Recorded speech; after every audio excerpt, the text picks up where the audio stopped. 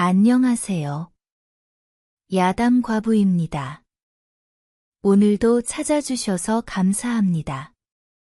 항상 행복하시고 건강하시길 기도하겠습니다.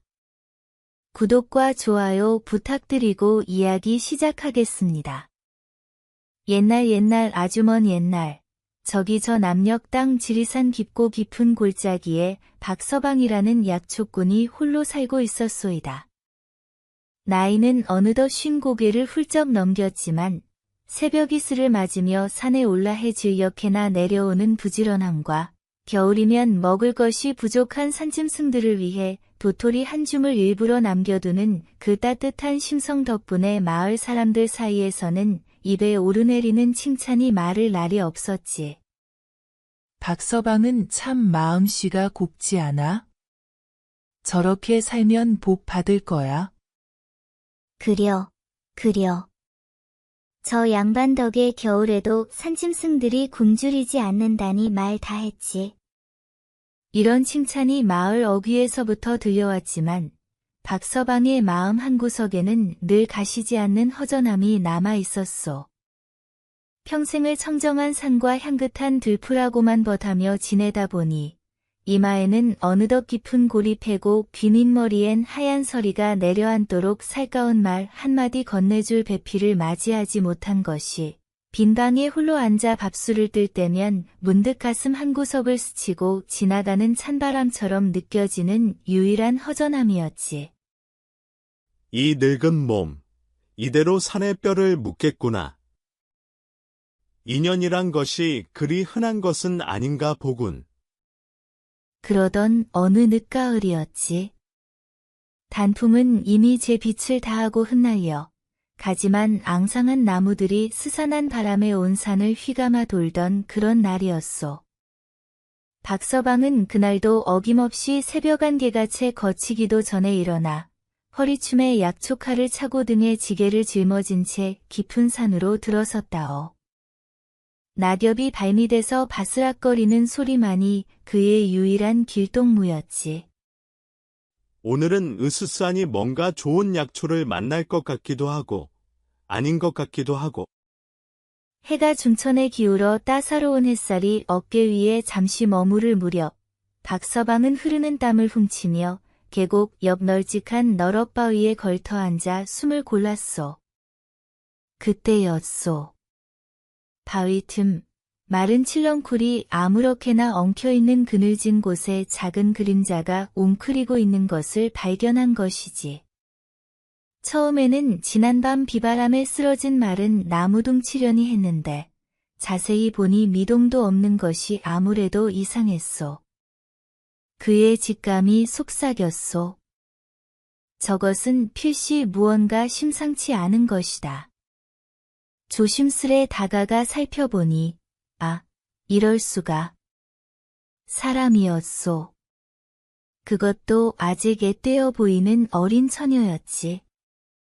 남루하다 못해 갈갈이 찢어진 누더기 옷은 여기저기 해저 시린 살갗이 드러나 보였고 며칠을 굶었는지 두 뺨은 헬쑥하게 들어가고 입술은 하얗게 터져 있었소. 흙먼지와 때국물로 얼룩진 얼굴은 그 본래의 모습을 짐작조차 하기 어려웠고 마치 가을날 찬설이 맞은 풀잎처럼 힘없이 늘어져 금방이라도 마지막 숨이 넘어갈 듯했지. 박서방은 잠시 망설였소이다. 그의 마음속에서 두 가지 생각이 치열하게 부딪혔지. 이 낯선 일을, 그것도 행색이 이리 초라한 처녀를 들이는 것이 과연 옳은 일일까?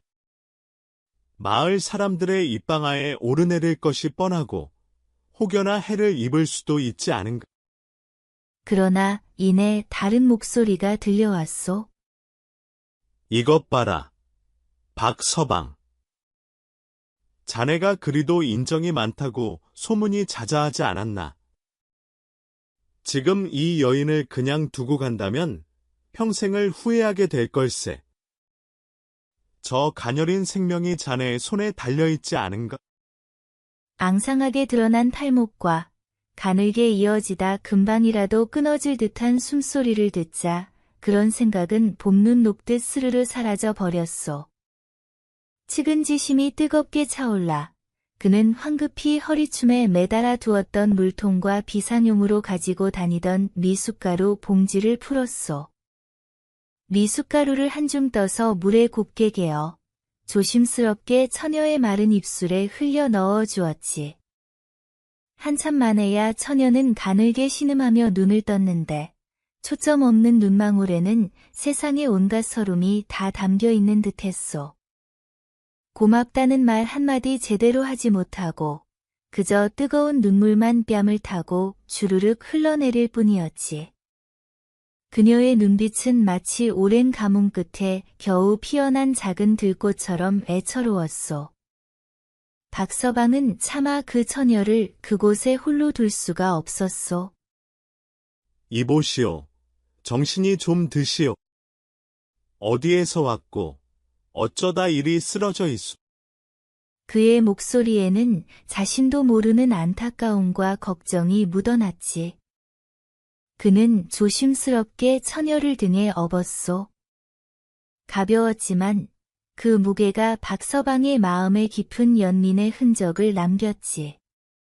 묵묵히 걷는 그의 발걸음에는 평소보다 더 큰 힘이 실려 있었다오. 해 질녘 노을이 산 그림자를 길게 들이올 때쯤 박서방은 처녀를 업고 자신의 초가집으로 돌아왔다오. 따뜻한 물로 정성껏 몸을 씻기고 쌀을 푹 고아 만든 미음을 떠먹이니 며칠 지나지 않아 처녀는 제법 혈색이 돌기 시작했소. 때를 벗겨내니 숨겨졌던 뽀얀 살결이 드러나고 헝클어진 머리를 찬비드로 정갈하게 빗겨주니 윤기 흐르는 검은 머리칼이 폭포수처럼 흘러내렸지. 그제야 보니 처녀는 때묻지 않은 순박한 아름다움과 총기 있는 눈빛을 지니고 있었소. 고맙습니다. 정말 고맙습니다. 처녀는 작은 목소리로 간신히 감사의 말을 전했소. 이름이 무엇이오? 어쩌다 이리 깊은 산골에서 홀로 쓰러져 있었단 말이오. 이름은 별표, 연하 별표라 하였고 부모님을 일찍 여의고 의지할 곳 없이 떠돌다 굶주림과 추위에 지쳐 쓰러졌던 것이라 더듬거리는 목소리로 자신의 처지를 이야기했소. 그녀의 이야기는 짧았지만 그 속에는 이루 말할 수 없는 고통과 슬픔이 담겨 있었다오. 연하는 눈물을 글썽이며 자신의 지나온 삶을 회상하는 듯 먼 산을 바라보았소. 어린 시절부터 저는 늘 외로웠습니다. 세상은 저를 버린 줄만 알았지요. 허나 서방님께서 저를 구해주셨으니 이제 제게도 희망이란 것이 있음을 알았습니다. 이 소문이 당장 아랫마을까지 퍼졌겠지. 인정 많은 박서방이 웬거지 처녀 하나를 데려와 살림을 합치려 한다는 이야기에 마을 사람들은 빨래터에서 사랑방에서 모일 때마다 수군거리기 시작했어. 아니, 박서방이 나이 들어 노만이 든 게 아니고 무어람? 저러다 큰 코 다칠라. 어디서 굴러먹던 계집인지 그 속을 어찌 알고 저리 정성을 들인단 말인가? 어떤 이는 혀를 차며 말했고 또 다른 이는 고개를 저었소. 쯧쯧, 저러다 재산이라도 홀랑 빼앗기면 어쩌려고 저러는지. 세상 물정 모르는 순진한 양반이야. 이런 걱정 반, 비아냥 반의 말들이 박서방의 귀에까지 들려왔소. 하지만 박서방은 그런 말들에 일일이 대꾸하지 않았소. 그는 그저 묵묵히 연하 아씨를 보살폈고 그녀의 맑은 눈망울 속에서 거짓 없는 진심을 보았기에 세상의 손가락질 따위는 두렵지 않았지. 오히려 그는 연하 아씨의 말없는 헌신에서 자신의 삶에 드리워졌던 오랜 그늘이 거치는 것을 느꼈소.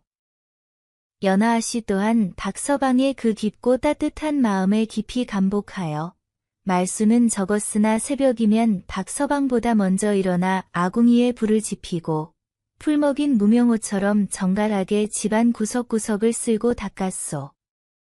박서방이 캐온 약초를 다듬고 말리는 솜씨는 또 어찌나 야무지고 정성스러웠는지 박서방은 절로 감탄하곤 했소.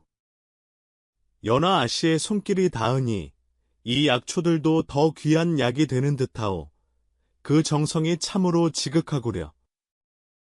연하는 그저 조용히 미소 지을 뿐이었지만 그녀의 눈빛은 박서방을 향한 깊은 존경과 감사로 가득 차 있었지. 그녀는 박서방에게 받은 은혜를 온 마음을 다해 갚으려 노력했소. 어느 달 밝은 가을 밤이었소. 마당 한편에 심어놓은 국화 향기가 바람결에 실려와 방 안 가득 그윽하게 퍼지고 귀뚜라미 소리가 처량하게 울려 퍼지는 밤이었지. 박서방은 마루에 걸터 앉아 하늘의 달을 한참이나 바라보았다오. 그의 마음속에는 연하를 향한 깊은 정과 함께 어쩌면 평생 함께할 수도 있을 것이라는 조심스러운 기대가 피어오르고 있었소. 헛기침을 몇 번 하고는 곁에 앉아 달빛 아래 바느질을 하는 연하 아씨에게 어렵사리 입을 열었소. 연하 아씨, 보시다시피 나는 가진 것 하나 없는 늙은 약초꾼이요. 내세울 것이라곤 이 두 다리와 산을 아는 것밖에 없지. 세상 사람들은 나를 두고 노총각이라 비웃기도 하고 늙은이가 주책이라 수군거릴지도 모르오.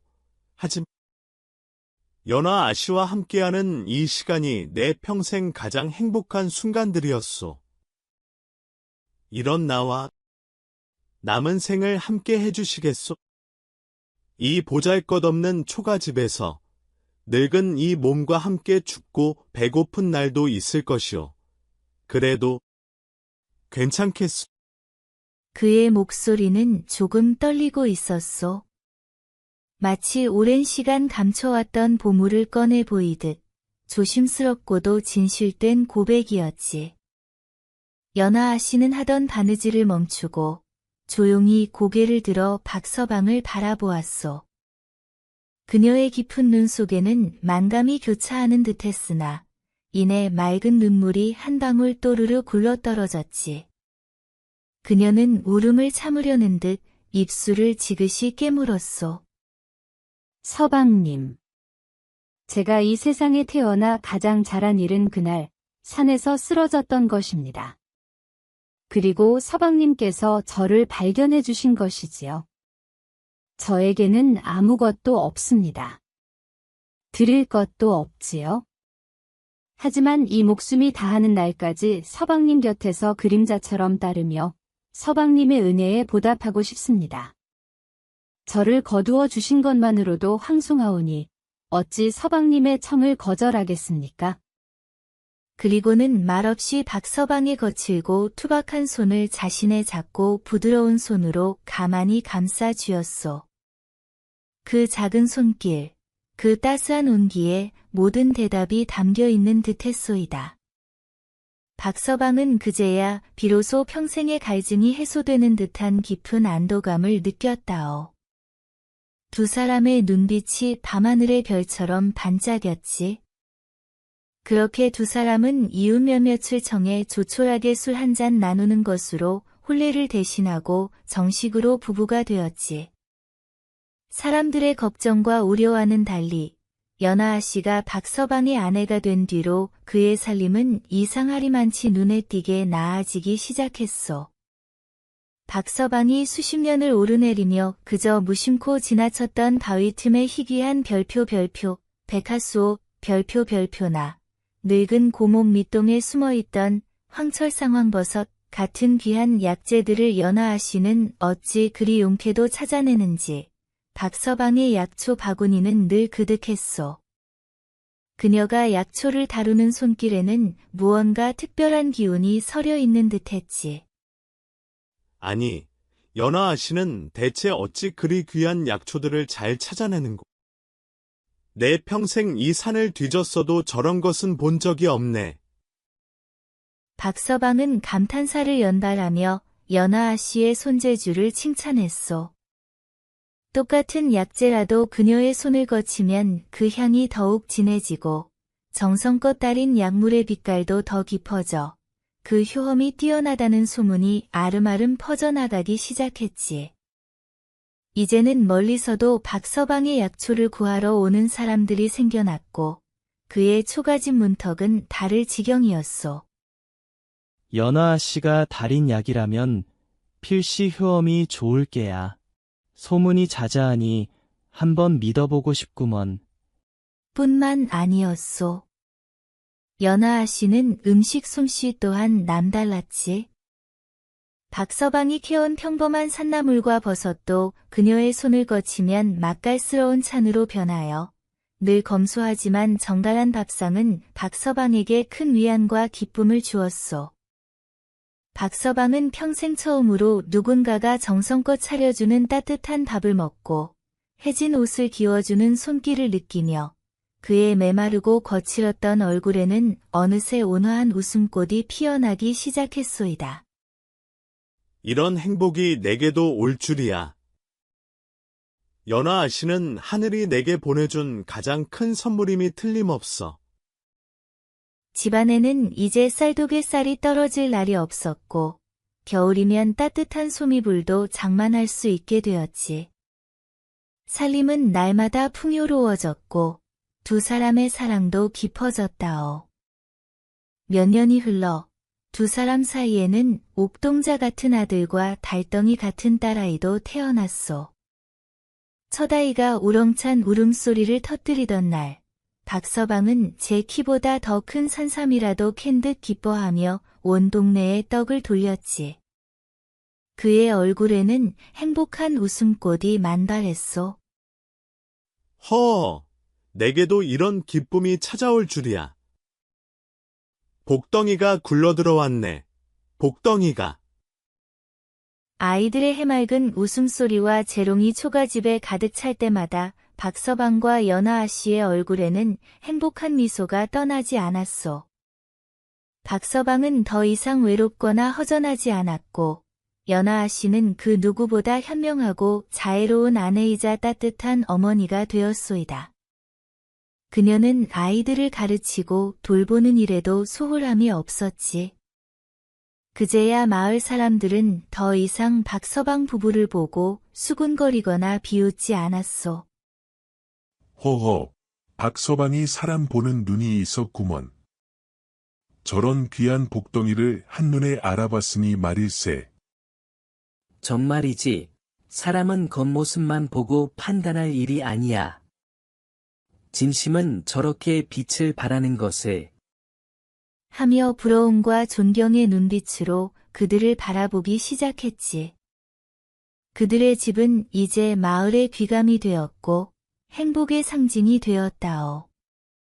지리산 깊은 골짜기에 마음씨 고운 늙은 약초꾼 박서방은 남루한 행색의 거지 처녀였던 연아아 씨를 아내로 맞아 늑복을 활짝 터뜨리며 오래오래 금슬 좋게 행복하게 살았다는 이야기라오. 이 이야기는 사람의 참된 가치는 결코 그 행색이나 꾸밈에 있는 것이 아니라 그 마음과 지혜, 그리고 진실된 정성에 있다는 것을 우리에게 일깨워주는 귀한 옛이야기로 지금까지도 전해지고 있소이다.